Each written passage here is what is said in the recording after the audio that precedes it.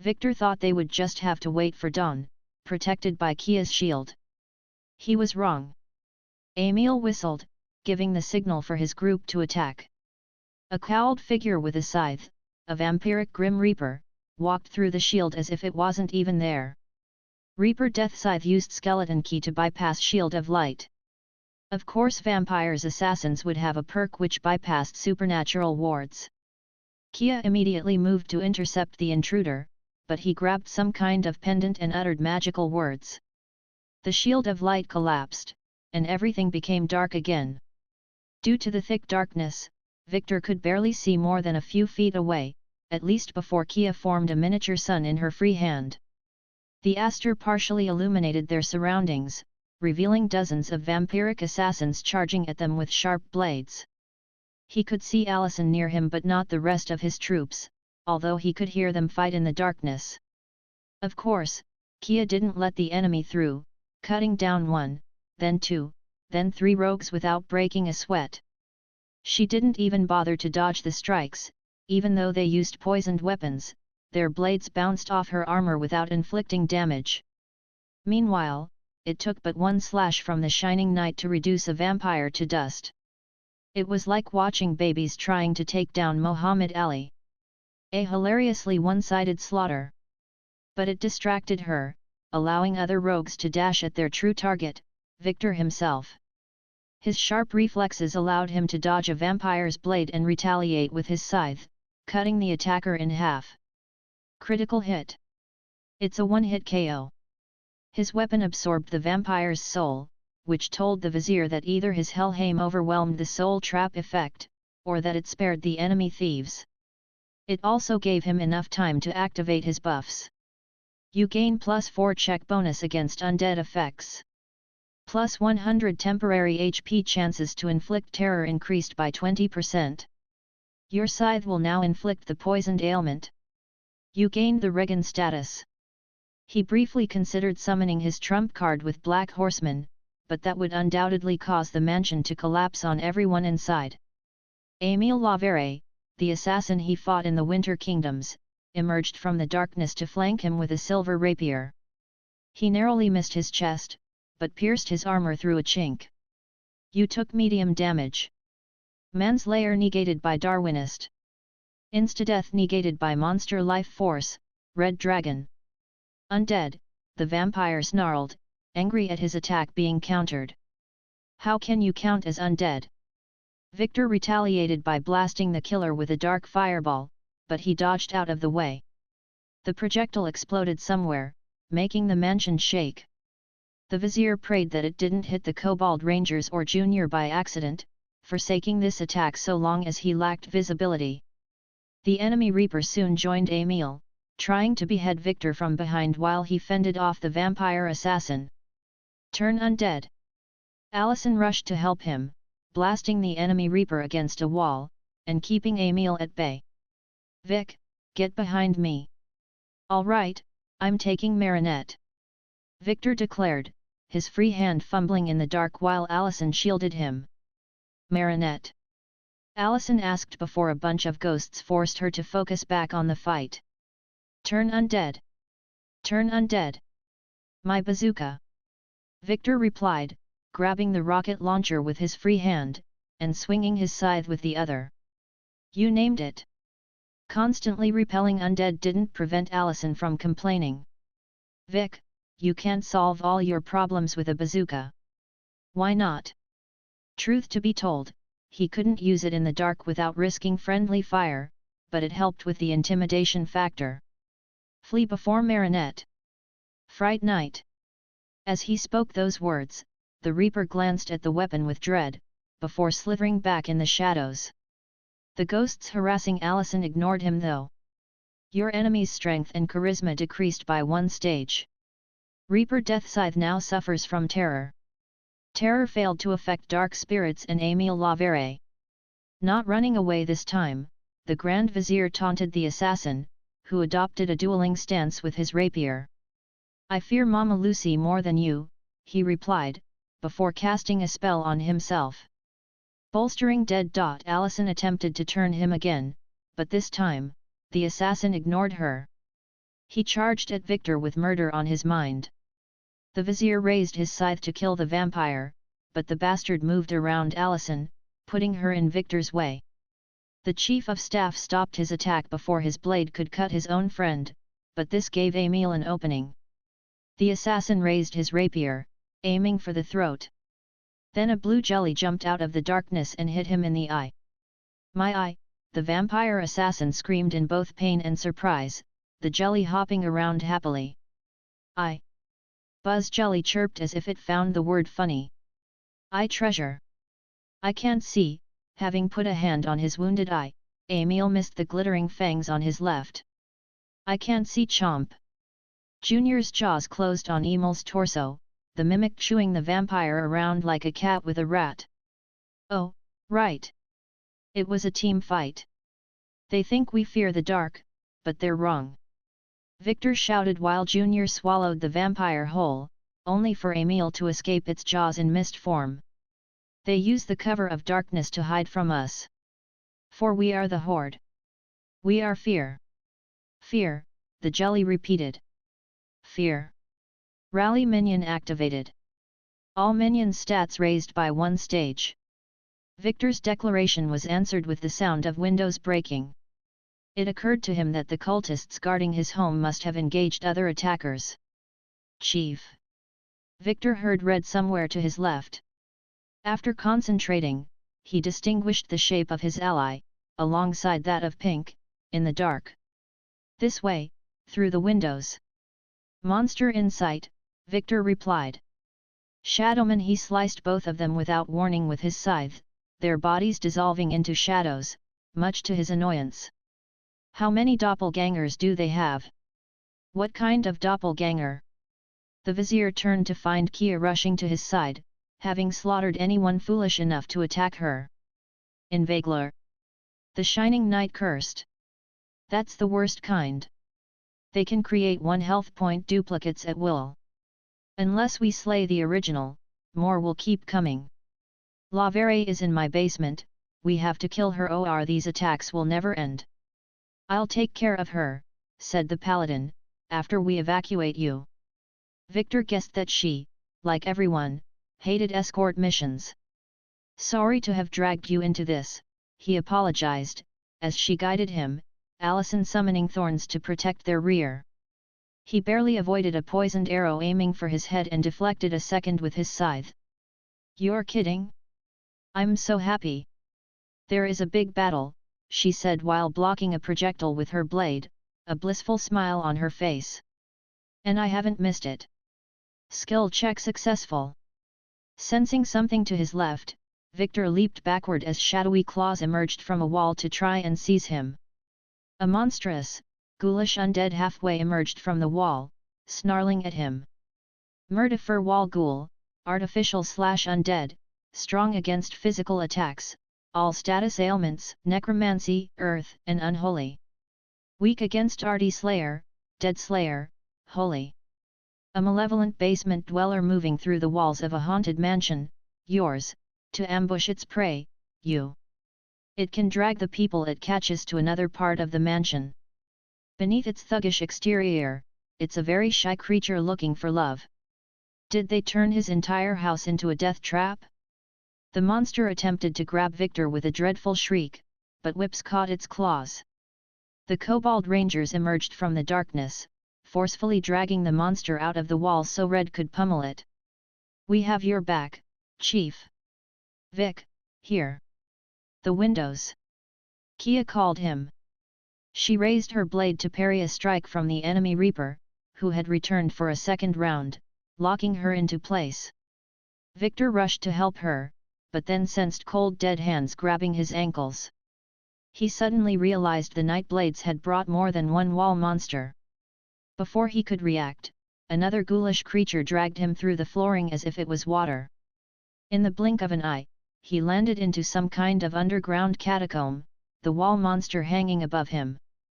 Victor raised his bazooka and pulled the trigger.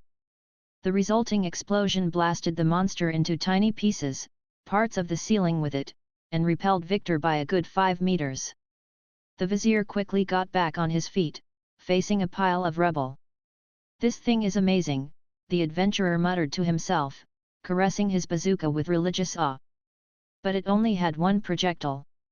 So he tossed it away, keeping only the scythe and running as fast as he could through dark, underground corridors.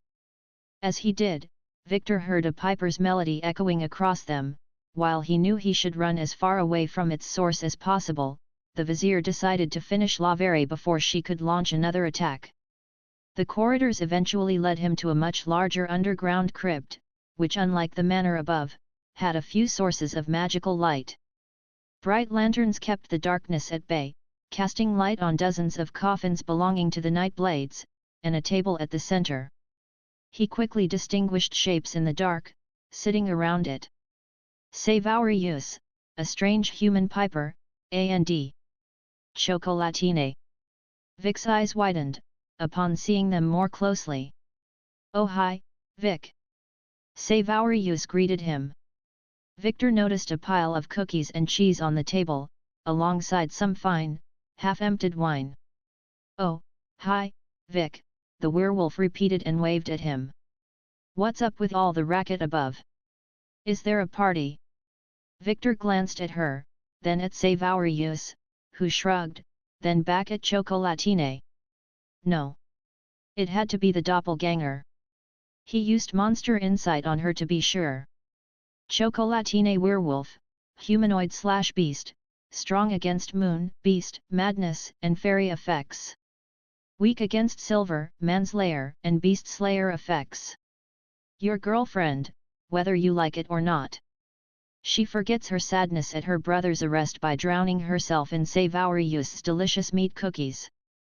You don't want to know what they're made of, or rather, who they're made of. Yep, that was the real one, against all odds. You're not a hostage? Victor asked Chocolatine while keeping an eye on the other people present, especially the piper. A farmer. Damn. Yet somehow he ignored the adventurer to play music, and Victor couldn't hit him with a fiery projectile without wounding his friends. A hostage? Chocolatine turned to Savaurius. I'm a hostage. Oh, yes, I forgot to tell you, Savaurius said, before turning to Victor. I wanted to tie her up, but when she told me all about how her brother's arrest puts a damper on your relationship, I couldn't let such a cute couple break up. So I baked her cookies. Poisoned cookies? Victor asked, finding the scene surreal. I could never poison food. People, always, but good food? Only nobles do that. You have to tell me about that secret ingredient though, Chocolatine continued, oblivious to the current situation. Is it goblin? Knoll. It's a secret, sweetie, Savaurius replied with a cheeky smile. I don't want to fight you, Vic. Him neither, against his better judgment.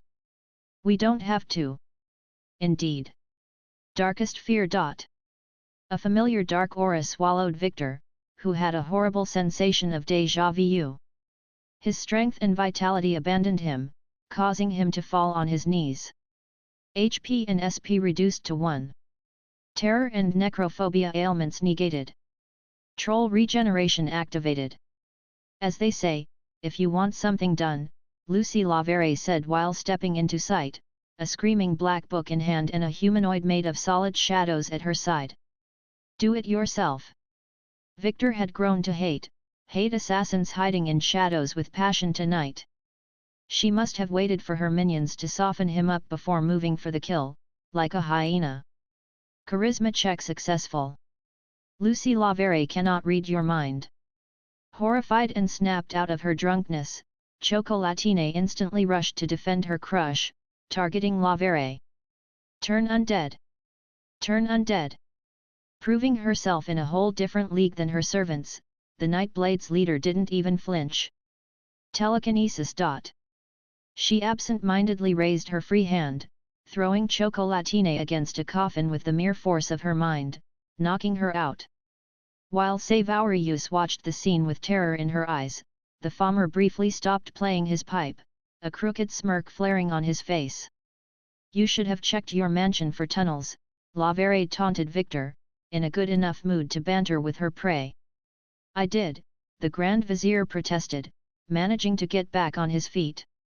I was going to bring architects to check for hidden pathways after my seminar, but I didn't have the time between MOT and the economic crisis. You have recovered a quarter of your HP. Annoying, Lavere said, quickly casting another spell on Victor. Accelerated anti-teleport. Luck check failed. You can no longer teleport away for the next 24 hours.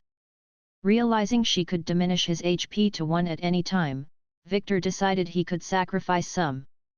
Hades Blast. He unleashed a mighty blast of purple energy at the vampire, sacrificing his very life force to empower it. The book in Lavere's hand let out a wail, the cover morphing into a ghoulish face. A shield of dark energy sprung around the vampire and her doppelganger ally, shielding them.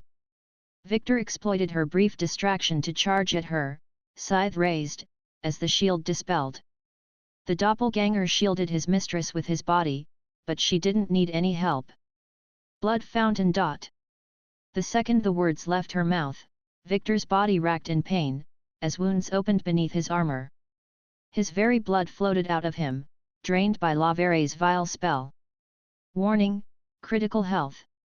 Your vitality dropped by 3 stages. Congratulations! You learned the Blood Fountain personal perk. Blood Fountain, Technique, 50 SP. You can expel blood from every target within 30 feet of yourself as if you used the Vampire Kiss perk, recovering half of the damage inflicted in HP and reducing the victim's vitality. Creatures without blood are immune. Finally, I taste dragon blood. The Nightblade's leader sucked the floating blood like one would with champagne. And immediately spit it out. Your blood tastes like shit, Lavere cursed, her fake veneer of sophistication replaced with disgust. Half human blood, and half chili pepper. Victor would have happily shoved more down her throat, had he not been forced to use his scythe not to fall on the ground. That perk hurt. Finish him off, the Piper said with sadistic glee, save our use glancing away not to watch what would follow. It appears you can change type at will, Lavere observed while spell casting. I wonder if you will rise as a zombie due to my field's effects, or just die. Let's check. Does that offer of necromancy lessons still hold? Victor deadpanned. No, Lavere replied, being careful to stay at a respectable distance, in case he had a last trick up his sleeve. Crush heart. She opened her free hand, a phantom, spectral heart forming inside her palm. Don't worry, I'll take up your role, the doppelganger said, before duplicating. The shadowy blob divided into 2, one taking the shape of Chocolatine, and the other of Victor himself, and more. No way around it then. He didn't wish to do it in an enclosed space, but... Black Horseman, Victor activated his trump card. The vampire may prevent him from teleporting away, it wouldn't stop a call for help. Calling your horse. Lavere mused, closing her fingers to crush the fake heart in her palm. With her foe at her mercy, she allowed herself a moment of smugness, a fatal mistake. Fighting me is foolish. Yep. But fighting was for gladiators. A Vizier Reaper assassin used cheap tricks. Summon Vainqueur. And then the entire crypt shook, as the legendary dragon teleported right on top of Lavere herself and her bodyguard, in a sitting position.